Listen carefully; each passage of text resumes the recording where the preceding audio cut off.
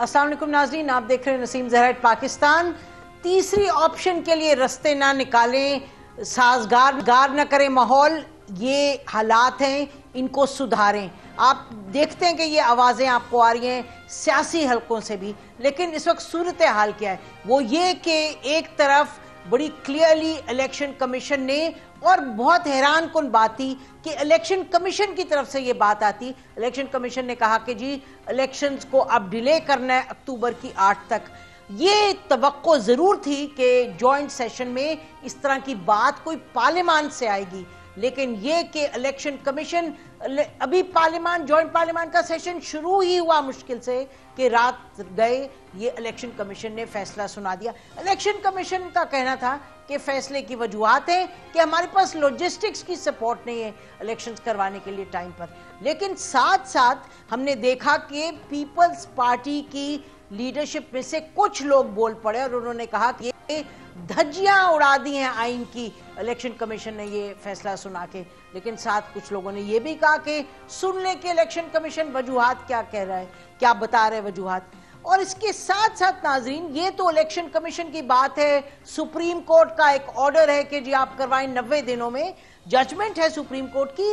लेकिन साथ साथ एक हकीकत ये भी है, सियासी हकीकत ये है, जो इस वक्त पीडीएम की पार्टीज हैं और पीएमएलएन खास तौर पे, वो समझती है कि उनका पॉलिटिकल कैपिटल बहुत हद तक जाया हुआ, खर्च हुआ ये हुकूमत संभाल के। और ये भी है कि डर है कि भाई वोट मिले ना मिले।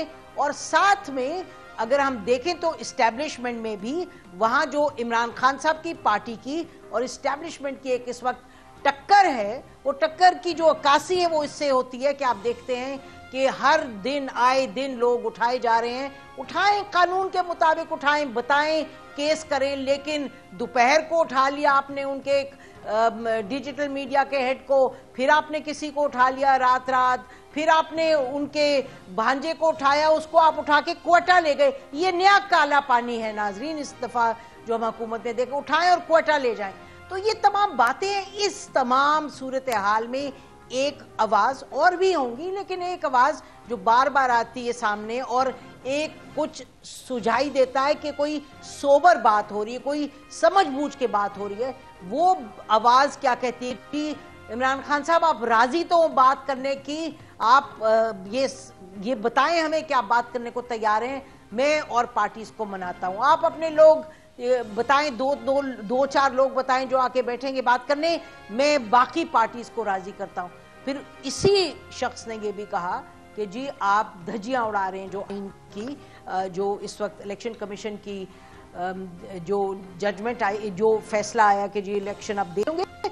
और नाज़रीन, ये वो शख्स हैं जो 2014 के जब धरना हुआ था उसमें ही वॉज वेरी की in the negotiations that went on Qadri साहब की और इमरान खान साहब की और हुकूमत के साथ।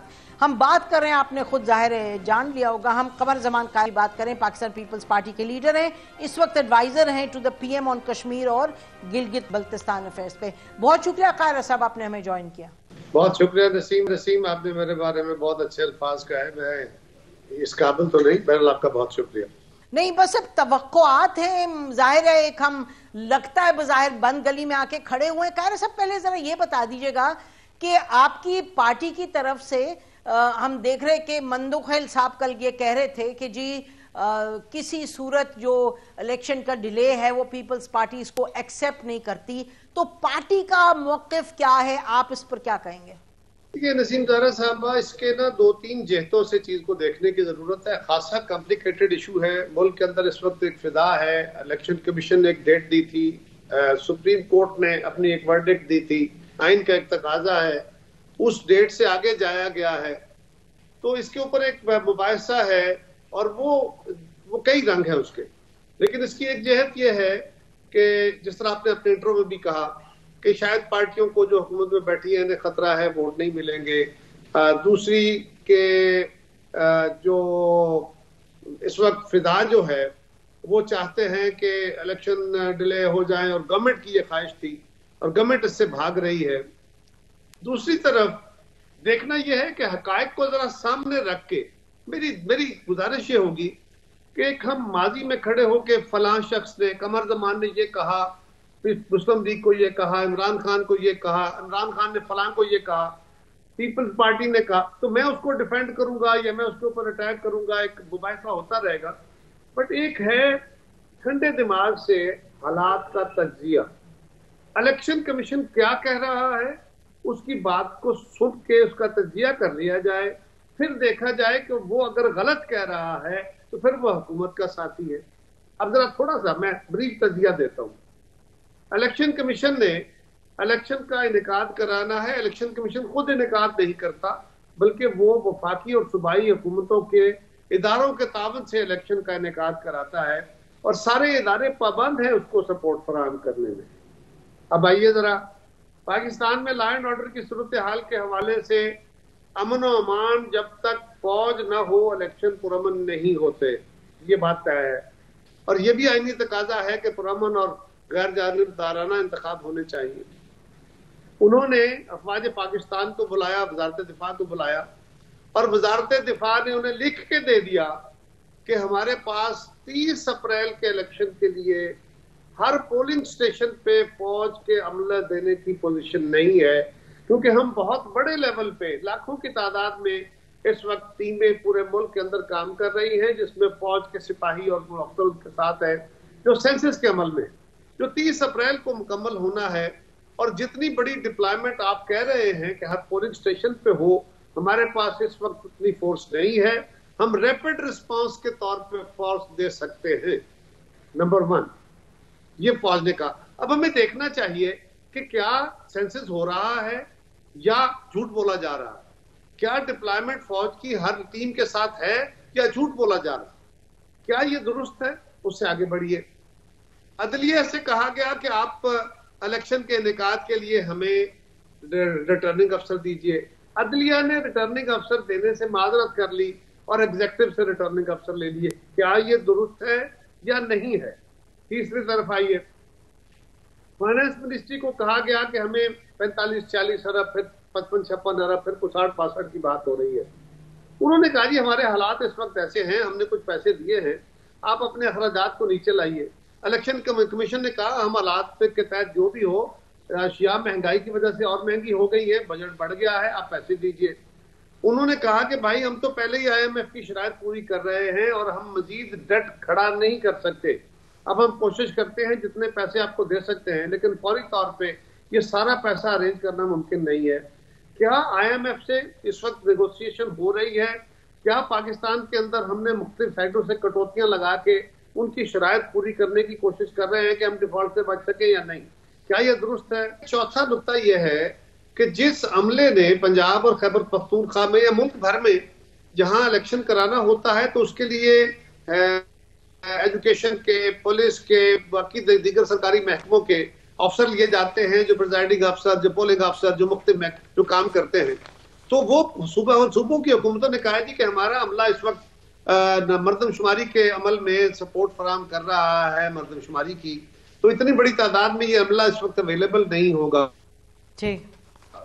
यह है कि क्या ये जो कहा गया है ये दुरुस्त है कि गलत है, और ये लिख के उन्होंने इलेक्शन कमीशन को दे दिया।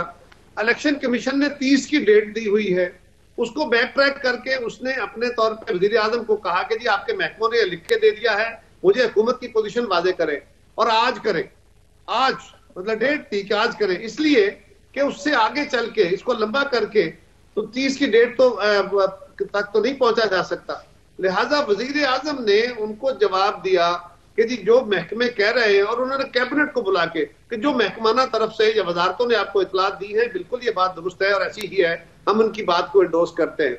अब देखना है कि क्या फौज एंगेज्ड है, पहले मर्दमशुमारी हो रही है, फौज एंगेज्ड है, क्या IMF की शराइत है, क्या फाइनेंशियल क्रंच है, क्या अदलिया ने अपने रिटर्निंग अफसर देने से इनकार किया है, और क्या सूबों का अमला मर्दमशुमारी के अमले में का काम में शामिल है।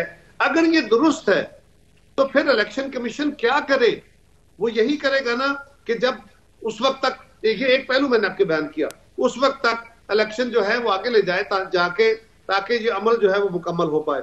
अब दूसरा काम, दूसरी जहत इसकी ये है कि एक एनईसी की मीटिंग होती है, इमरान खान साहब वजीर आजम हैं, उसमें तय पाता है और सारी कौमी क़यादत बैठ के सारी जमातें, सारे सूबे, सारे फैसला करते हैं कि अगले इंतखाब से पहले पाकिस्तान के अंदर सेंसस होगा और उस सेंसस के तहत नए इंतखाब होंगे।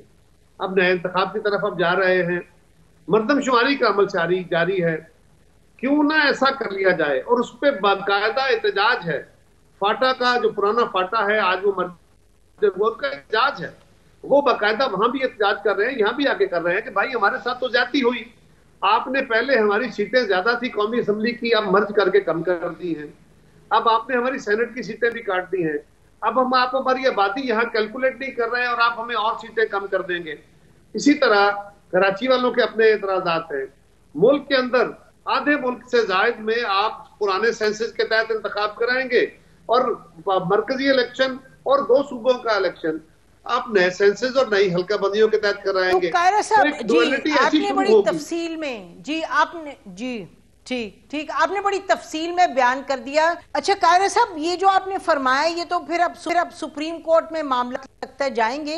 हमें ये बताइएगा कि आपने जो कहा कि मैं इमरान खान साहब से कहता हूं कि बात करने पर तैयार हूं, मैं भी लोगों को फिर तैयार करता हूं, तो आपकी डायरेक्ट या इनडायरेक्ट कोई कांटेक्ट है या कम्युनिकेशन विद इमरान खान साहब, डायरेक्ट या इनडायरेक्ट? नहीं, मेरे तो नहीं है जी, मैंने तो एक जज्बे के तहत बात की थी नसीम, आज भी करता हूं।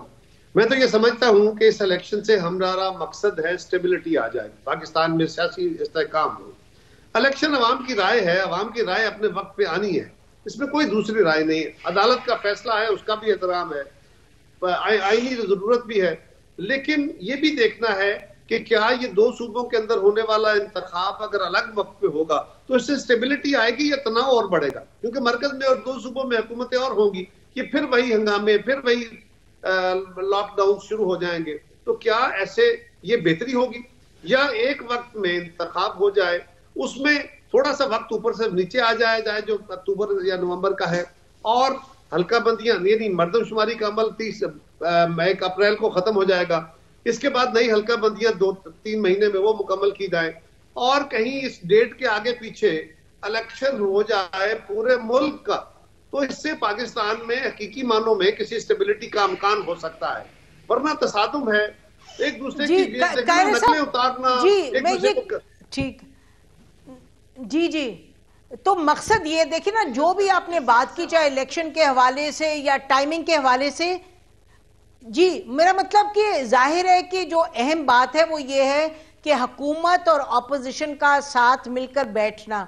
अच्छा, ये माहौल जो बन रहा है कि पकड़ धकड़ इतनी शुरू हो गई है, जो इनके लोगों की पकड़ धकड़ हो रही है, तो आपका क्या मौक़िफ़ है आपकी पार्टी का? आप लोग तो हुकूमत का हिस्सा हैं, आप लोग हुकूमत को ये बता रहे हैं कि यही तरीका है कि आगे गुफ्तगू को बढ़ाया जाए, या इससे तो दूरियां और बढ़ेंगी, फासले और बढ़ेंगे? नसीम, आप देखिए, इमरान खान साहब का दौर है, सारी जमातों की क़यादतों पे केसेस हैं, पर्चे हो रहे हैं, उनके खिलाफ तौहीन अमेज गुफ्तगू है, गालियां दी जा रही हैं, सब कुछ हो रहा है, लोग जेलों में बैठे हैं। बिल्कुल। और जो नेशनल इशू आता है उस पर एपीसी होती है या नेशनल सिक्योरिटी की मीटिंग होती है, सारी जमातें जाती हैं, अगर नहीं जाते तो इमरान खान। उस वक्त में बड़ी तलखी थी, लेकिन हमने तो नहीं कहा कि क्योंकि हमारे साथ ये हो रहा है हम नहीं जाएंगे।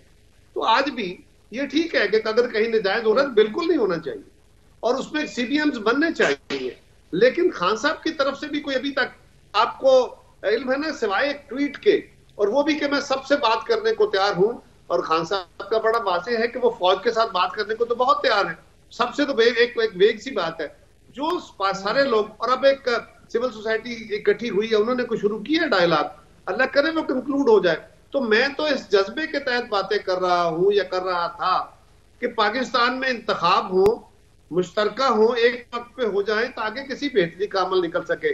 वरना एक दूसरे को मीडिया के अंदर बैठे हुए हम एक दूसरे की पुष्ट टिकाने के लिए, एक दूसरे को हराने के लिए बातें करते हैं, हम वे फॉरवर्ड तो नहीं निकाल रहे ना। बिल्कुल यकीनी तौर पे वे फॉरवर्ड नहीं निकल रहा। बहुत शुक्रिया कायरा साहब, आपने हमसे बात की। कायरा साहब की आपने बात सुनी, बेसिकली वो लुबे लुबाब यही है कि भाई बात होगी तो फिर आगे बात बढ़ेगी, और इलेक्शन के हवाले से उन्होंने बड़ी क्लियरली जो मौक़िफ़ है इलेक्शन कमीशन का वो भी उन्होंने सामने रख दिया और उन्होंने कहा कि देखें कि उनकी जो पोजीशन है इलेक्शन कमीशन की उसमें कोई जान है या नहीं है। ये मामला यकीनी तौर पे अब जाएगा सुप्रीम कोर्ट में। ब्रेक के बाद हम बात करेंगे नाज़रीन, पीटीआई के लॉयर से बात करेंगे और पीएमएल के लोगों से भी बात करेंगे, उनसे पूछेंगे कि ये मामला किधर जाता हुआ दिखाई दे रहा है। Stay with us.